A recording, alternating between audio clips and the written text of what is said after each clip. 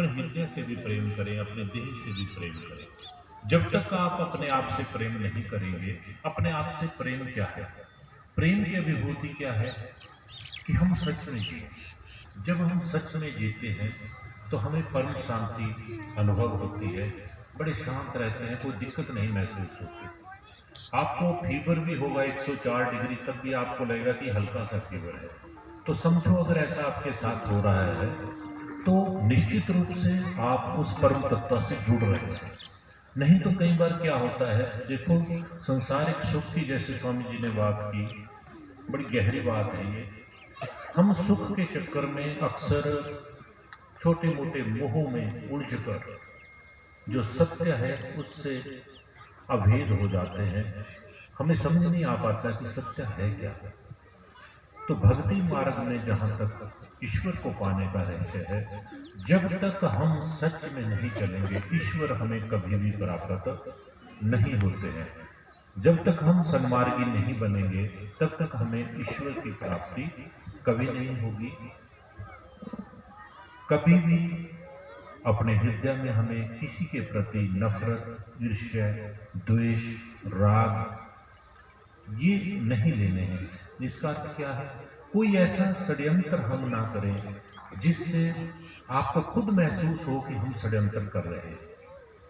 व्यक्ति को स्वयं पता चलता है, ऐसा नहीं है कि षड्यंत्र करने वाले को पता नहीं होता कि मैं षड्यंत्र कर रहा हूँ, पता होता है। कभी किसी की भावनाओं को हाथ मत पहुंचाएं, बड़े प्रेम मोहब्बत के साथ सबके साथ एक दृष्टि लेके जब हम चलेंगे तो भक्ति भी एक दृष्टि से ही प्राप्त होती है। दो दृष्टि से ईश्वर की प्राप्ति कभी भी नहीं होती है।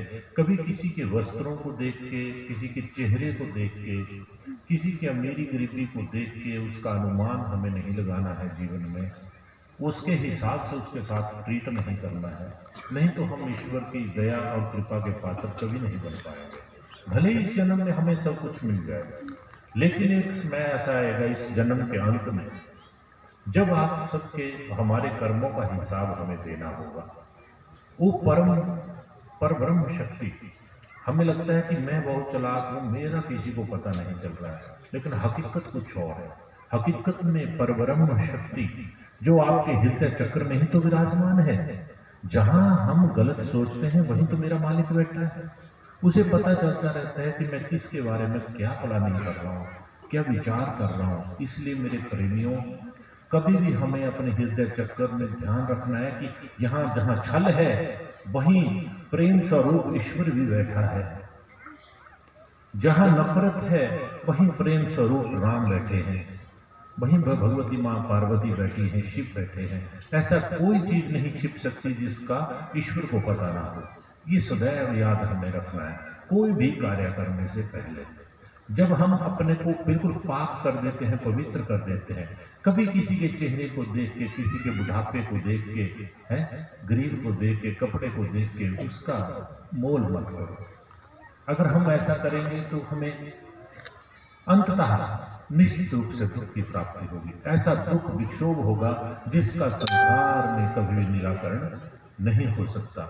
इसलिए सच्चे हृदय से हमें अपने अंतर में सुधार करना है। उसके बाद नेक्स्ट स्टेप आता है ईश्वर भक्ति।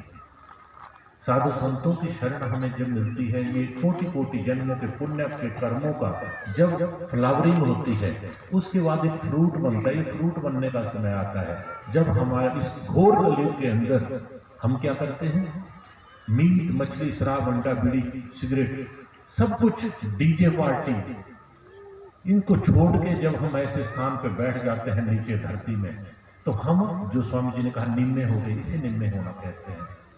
करने को तो कुछ भी, आपने क्यों बैठना है यहाँ, क्यों आपने ये सारी बातें सुननी, इसलिए सुननी है क्योंकि आपको परम तत्व का बोध होने लग गया है। भक्ति रूपी वो कमल खिलना प्रारंभ हो गया है।